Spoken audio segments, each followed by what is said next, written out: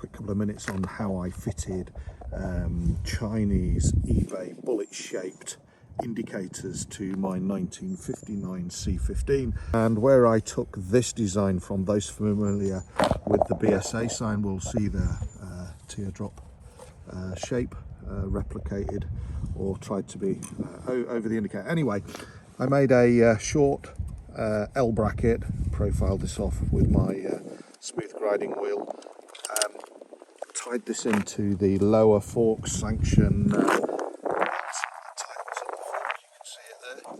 clear, and then two wires coming from there, an earth and a positive feed.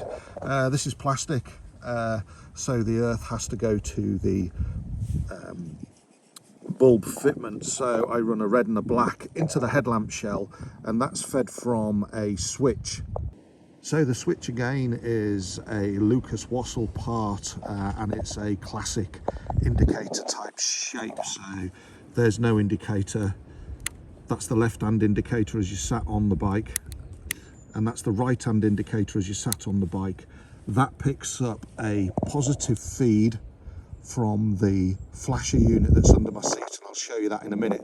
So that positive feed comes all the full length of the petrol tank up into the headlamp shell, and then it connects to the third wire on there. This switches naturally earthed through this clamp from an earth pickup on here. So you've got a live feed that then through a series of switches goes to the left hand or right hand indicator. Let's have a look what I've got under my seat. So we can see there that I've got a 12 volt flasher unit mounted on. I didn't drill this is a BSA standard part. What you've got to do is remove everything to the right from here, because this is a CDI system, so you can see the Electrics World regulator rectifier here. But this is the flasher unit.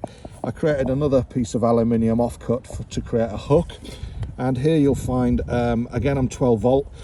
Here you'll find that there's a flasher duration, speed slower or faster, and that's the wire coming up from the headlamp shell up to the switch, and then there's another wire that goes from here to an ignition switched live fitting. For feeding out to my rear indicators, I used my favourite hardware store, B&Q, and I simply created, using a socket the same width as the BSA subframe, to create a profile that created a bracket for the rear Chinese bullet shaped indicator, and there you can see it. So again, you can see there we've got a black and a red. Red is the positive feed from the indicator switch, and that is the profile of the thing. Now you can't see it once the seat's on, so it's not quite as ugly as it looks.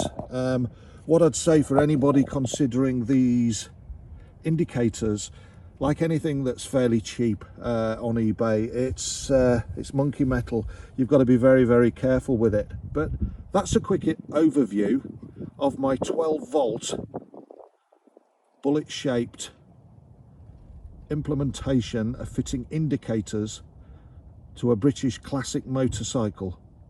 I hope it helps people understand how that works, and please leave a comment in the comments about any thoughts that you've got. Only trouble is, none of my other classics have indicators, the Norton and the other 5 or 6 BSAs that I own, so I forget to use them, and that in itself can be hazardous, shall we say. Thanks for watching. Don't forget, if you like these videos, hit the like button. If you think the series that I make and riding around the fenland roads of Cambridgeshire interest you on topics such as this, please hit the subscribe button.